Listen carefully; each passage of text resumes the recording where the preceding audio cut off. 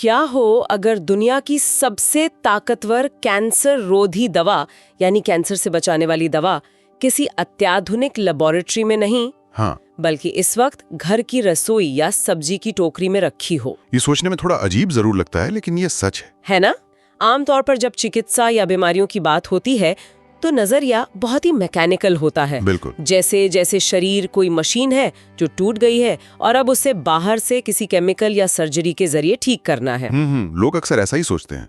लेकिन ये नजरिया एक बहुत बड़े सच को नजरअंदाज कर देता है, और वो सच ये है कि शरीर लगातार हर सेकंड खुद को बचाने की एक बेहद जटिल जंग लड़ रहा है। कि आज के इस गहन विश्लेषण में हम इसी अदृश्य जंग को समझने वाले हैं। और ये जंग बहुत ही दिलचस्प है। एकदम। तो आज का हमारा मिशन डॉक्टर विलियम डब्ल्यू ली की किताब ईट टू बी डिजीज के हैरान करने वाले विज्ञान को डिकोड करना है। हम ये जानने की कोशिश करेंगे कि कैसे रोजमर्रा का भोजन सिर्फ ऊर्जा देने या भूख मिटाने का जरिया नहीं है। बिल्कुल नहीं। बल्कि ये कैंसर और दूसरी जानलेवा बीमारियों के खिलाफ शरीर का सबसे बड़ा प्राकृतिक रक्षा कवच बन सकता है। देखिए, मुझे लगता है कि यह नजरिया बदलना बहुत जरूरी है। मतलब आज के समय की सबसे बड़ी विडंबना ये है कि लोग पोषण से ज्यादा पैसा और ध्यान बीमारियों के हो जाने के बाद दवाइयों और अस्पतालों के भारी भरकम बिल पर खर्च करते हैं। हाँ, वो तो है। ये तो हम सब देखते हैं। पुरानी कहावत सबने सुनी है कि बीमारियों का इलाज करने से ज्यादा अच्छा उनसे बचाव करना है। Prevention is better than cure. एकदम सही। लेकिन विज्ञान अब साबित कर रहा है कि ये बचाव सिर्फ एक दार्शनिक विचार नहीं है, ये एक वास्तविक जैविक प्रक्रिया है। डॉक्टर ली का शोध बहुत गहराई से यह समझाता है कि भोजन के भीतर मौजूद जो सूक्ष्म अणु होते हैं वो शरीर में जाकर किस तरह एक ढाल का निर्माण करते हैं। ठीक है, आइए इसे थोड़ा विस्तार से समझते हैं। हाँ बिल्कुल। अगर शरीर खुद को बचाने का काम कर रहा है, तो उसकी सबसे बड़ी चुनौती क्या है? यकीनन कैंसर जैसी स्थितियां सबसे खतरनाक मानी जाती हैं, जहां शरीर के ही कुछ सेल्स बागी होकर अनियंत्रित रूप से डिवाइड होने लगते हैं। सही बात है। तो सवाल ये उठता है कि हमारा शरीर इस दुश्मन से कैसे निपटता है? देखिए, इस खतरे से निपटने के लिए ना शरीर एंजियोजेनेसिस नाम की एक प्रणाली का इस्तेमाल करता है। एंजियोजेनेसिस? हाँ, इसे सरल भाषा में समझें तो ये शरीर में ब्लड वेसल्स यानी रक्त वाहिकाओं का नेटवर्क बनाने और उसे मेंटेन करने की प्रक्रिया है। अच्छा। क्योंकि खून के जरिए ही तो हर सेल तक ऑक्सीजन और ऊर्जा पहुंचती है ना? हाँ, खून तो शरीर की सप्लाई लाइन है। बिल्कुल। अब होता क्या है कि शरीर में प्राकृतिक रूप से कभी कभार कुछ सेल्स गलत तरीके से विकसित हो जाते हैं, लेकिन ये तब तक ट्यूमर या कैंसर का रूप नहीं ले सकते जब तक इन्हें तेजी से बढ़ने के लिए लगातार पोषण न मिले। अच्छा, मतलब बिना खाने पीने के वो बढ़ नहीं सकते। सही कहा। कैंसर सेल्स बहुत चालाक होते हैं। वे शरीर को कुछ ऐसे केमिकल सिग्नल भेजते हैं जिससे नई ब्लड वेसल्स सीधे उन तक पहुंचने लगती हैं। बाप रे, ये तो सिस्टम को हैक करने वाली बात हो गई। अपना खुद का सप्लाई नेटवर्क बना लेते हैं वो। एकदम। लेकिन एक स्वस्थ एंजियोजेनेसिस प्रणाली इन गलत सिग्नल्स को पहचान लेती है और उन नई ब्लड वेसल्स के निर्माण को वहीं रोक देती है। तो बिना ऑक्सीजन और पोषण के वे खतरनाक सेल्स वहीं भूखे रहकर खत्म हो जाते हैं? बिल्कुल, उनका खेल वहीं खत्म। क्या ये किसी किले की घेराबंदी करने जैसा है, जैसे पुराने जमाने में युद्ध के दौरान दुश्मन के किले की सप्लाई लाइन काट दी जाती थी? हाँ, ताकि दुश्मन भूख से मर जाए। यहाँ शरीर वही काम उन ब्लड वेसल्स को काटकर कर रहा है। बहुत ही सटीक उदाहरण है।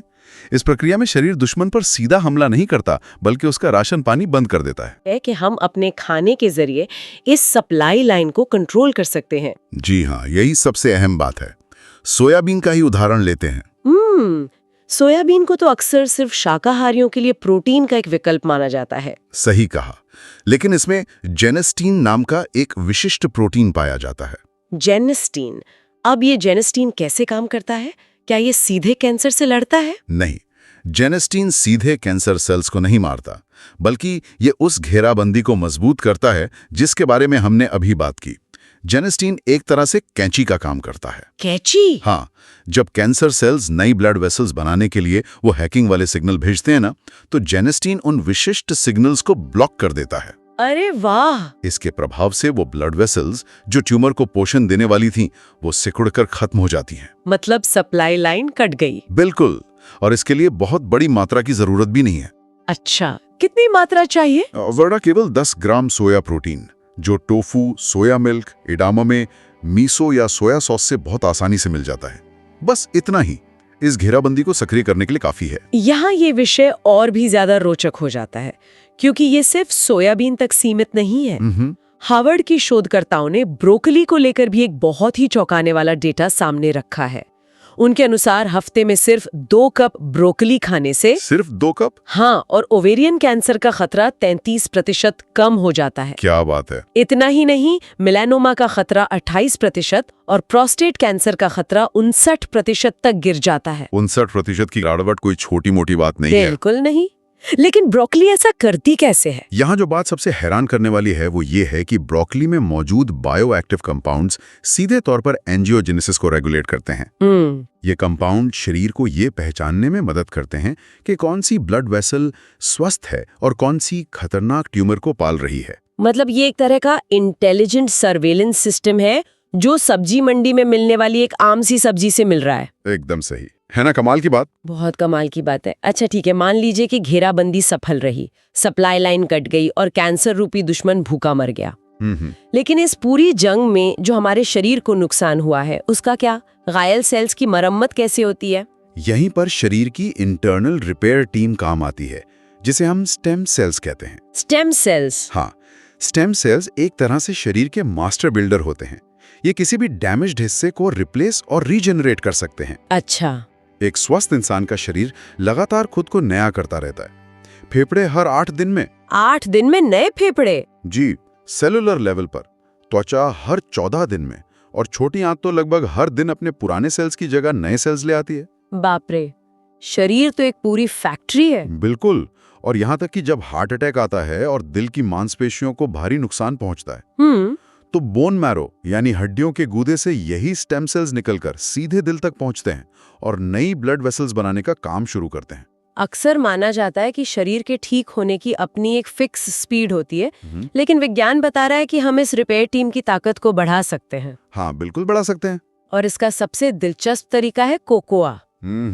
चॉकलेट वाला कोकोआ। हाँ, जब दिल की बीमारी वाले मरीजों को ऐसा कोकोआ दिया गया जिसमें फ्लेवोनॉल की मात्रा अधिक थी, तो सिर्फ 1 महीने के अंदर उनके शरीर में स्टेम सेल्स की संख्या 2 गुनी हो गई। 2 गुनी? हाँ, लेकिन एक साधारण सा कोकोआ बोन मैरो को नए सैनिक भेजने के लिए कैसे मना लेता है? देखिए, फ्लेवोनॉल दरअसल एक शक्तिशाली केमिकल मैसेंजर की तरह काम करते हैं। अच्छा। जब ये ब्लड स्ट्रीम में जाते हैं तो ये बोन मैरो को एक सिग्नल भेजते हैं कि शरीर को और ज्यादा रिपेयरिंग सेल्स की जरूरत है।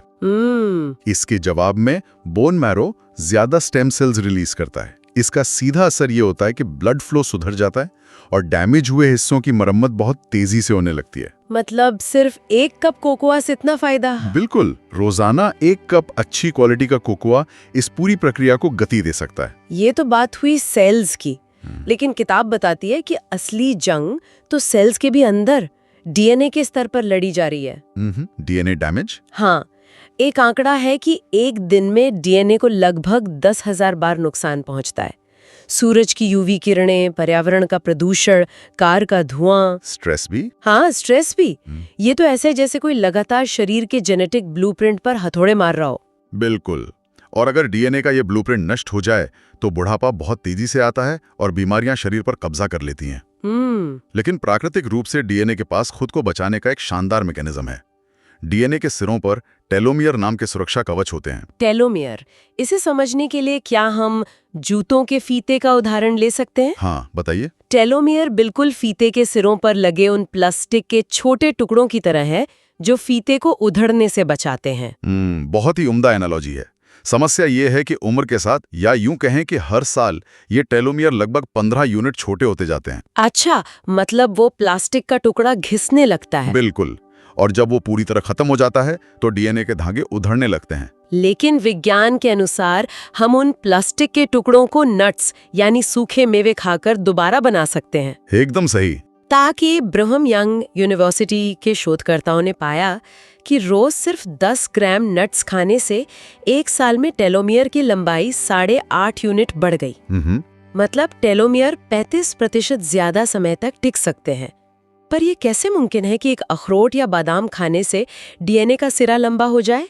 इसके पीछे का विज्ञान टेलोमेरेज नाम के एक एंजाइम में छुपा है। टेलोमेरेज? हाँ, नट्स के अंदर जो खास फैटी एसिड और एंटीऑक्सीडेंट्स होते हैं वे शरीर में इस टेलोमरेज एंजाइम को एक्टिवेट कर देते हैं। अच्छा। यही एंजाइम टेलोमेयर को दोबारा बनाने का काम करता है।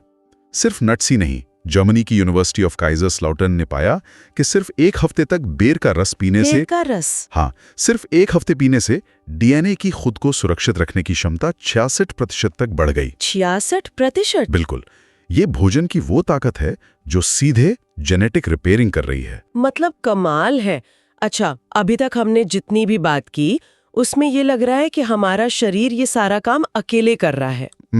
लेकिन मैंने पढ़ा है कि शरीर में खरबों सूक्ष्म जीव या बैक्टीरिया मौजूद है। बिल्कुल है, बहुत बड़ी संख्या में। तो अगर हमारे पेट के बैक्टीरिया हमारा मूड कंट्रोल कर रहे हैं और ये भी तय करें कि हमारे पेट पर कितनी चर्बी जमेगी, तो क्या इंसान सिर्फ इन बैक्टीरिया के रहने के लिए एक चलता फिरता होटल है? हाँ, ये एक बहुत ही प्रासंगिक और गहरा सवाल है।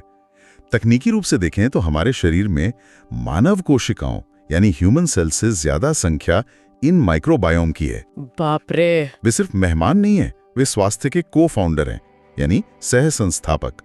उदाहरण के लिए आंतों में पाया जाने वाला बैसिलस माइकोइड्स नाम का एक बैक्टीरिया ऑक्सीटोसिन और डोपामीन जैसे न्यूरोट्रांसमीटर बनाता है। रुके, डोपामीन, वही केमिकल जो हमारा दिमाग खुशी महसूस करने पर रिलीज करता है, उसे पेट के बैक्टीरिया बना रहे हैं। बिल्कुल, यही वजह है कि गट हेल्थ को सीधे मानसिक स्वास्थ्य से जोड़ा जाता है। इसके अलावा बिफिडोबैक्टीरिया नाम का बैक्टीरिया तनाव को कम करता है। अच्छा। ये बैक्टीरिया कुछ खास तरह के मेटाबोलाइट यानी रासायनिक उप उत्पाद बनाते हैं जो ब्लड शुगर को कंट्रोल करके डायबिटीज से बचाते हैं। और यहाँ तक कि पेट की चर्बी, जिसे हम तोंद कहते हैं, उसे भी कम करते हैं। तो ये कहा जा सकता है कि अगर किसी का मूड खराब है तो शायद उसके पेट के बैक्टीरिया उदास हैं। हाँ, एक तरह से बिल्कुल कह सकते हैं। तो फिर इन्हें खुश कैसे रखा जाए? स्रोतों के अनुसार अनार का जूस और क्रेनबेरी इसमें बहुत कारगर है। एकदम सही। इन्हें खाने से एक्करमैंसिया म्यूसिनीफिला नाम के बैक्टीरिया को पोषण मिलता है। ये बैक्टीरिया इम्यून सिस्टम को बैलेंस करता है और मोटापे को घटाता है। साथ ही एक जर्मन डिश सौरक्राउट है जो पत्ता गोभी को फर्मेंट करके बनाई जाती है।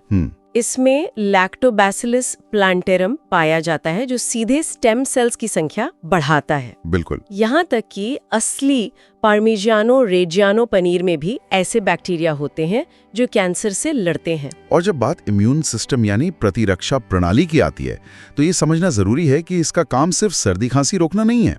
एक मजबूत इम्यून सिस्टम शरीर के भीतर बन रहे कैंसर को शुरुआती स्टेज में ही पहचान कर नष्ट कर सकता है। सफेद मशरूम इसका एक बेहतरीन उदाहरण है। अच्छा। हाँ, ऑस्ट्रेलिया में हुई एक रिसर्च के मुताबिक रोज 100 ग्राम सफेद मशरूम खाने से लार में यानी सलाइवा में मौजूद एंटीबॉडीज 55% तक बढ़ गईं। सलाइवा में? बिल्कुल। लार शरीर का सबसे पहला सुरक्षा द्वार है।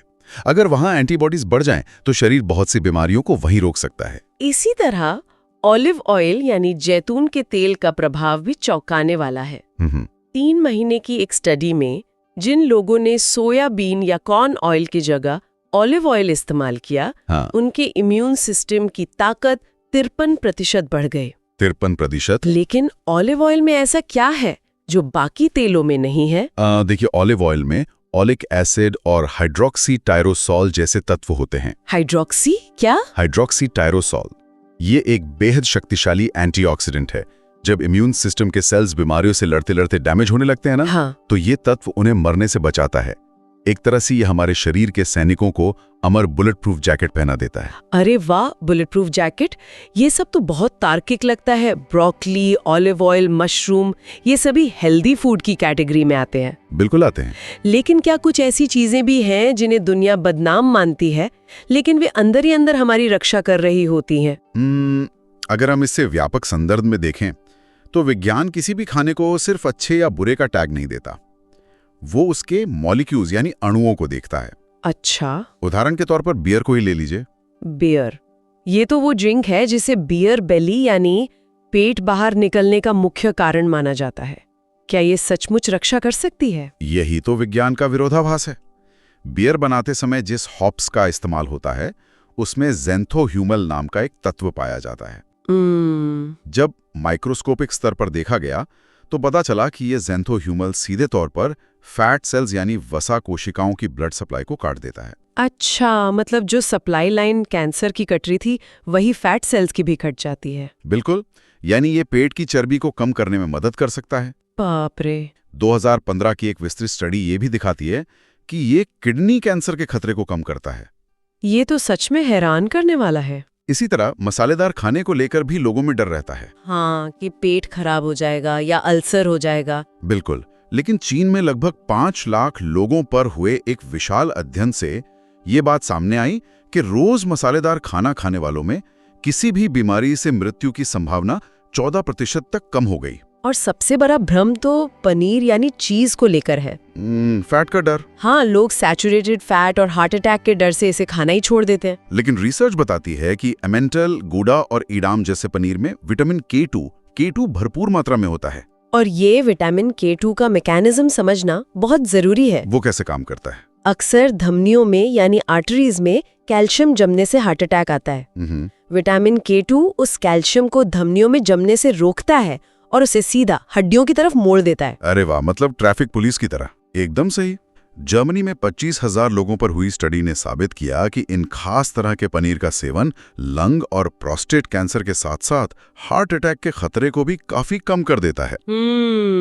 और समुद्री मछलियों यानी सी फूड के मामले में भी यही सच है, जिनके नियमित सेवन से कैंसर की संभावना 26% तक गिर जाती है और बॉवेल कैंसर का खतरा तो 33% कम हो जाता है। तो आखिर इस सब का क्या मतलब है? क्या इस विज्ञान का ये अर्थ निकाला जाए कि कल से ही लीटर भर बियर पीना और किलो भर मसालेदार पनीर खाना शुरू कर दिया जाए?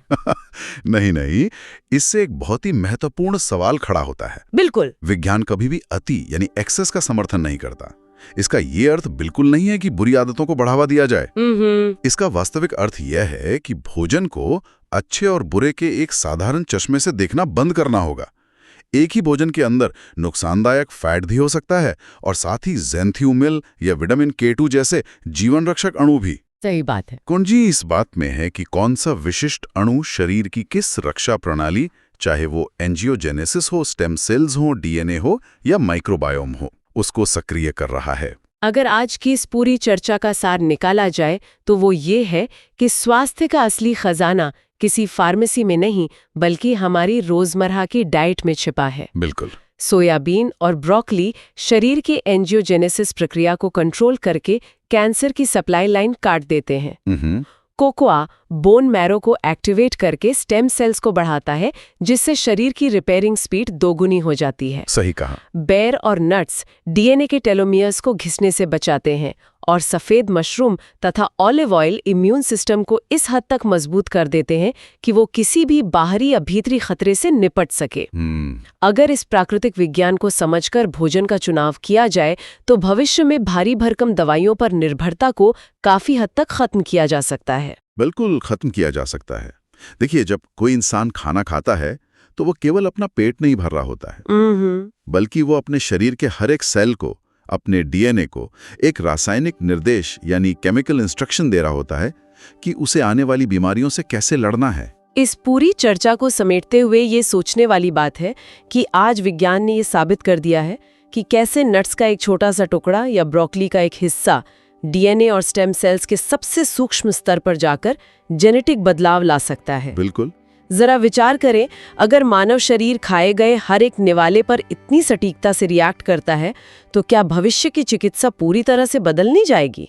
ये तो तय है। क्या आने वाले समय में डॉक्टरों के पास गोलियों और कैप्सूल की जगह पर्सनलाइज्ड जेनेटिक डाइट प्लान होंगे? बिल्कुल हो सकते हैं। क्या भविष्य का डॉक्टर कोई केमिकल दवा लिखने के बजाय मरीज की जेनेटिक रिपोर्ट देखकर उसे sauerkraut, विशेष मशरूम और हाई फ्लेवोनॉल कोकोआ का कोई खास फॉर्मूला प्रिस्क्राइब करेगा?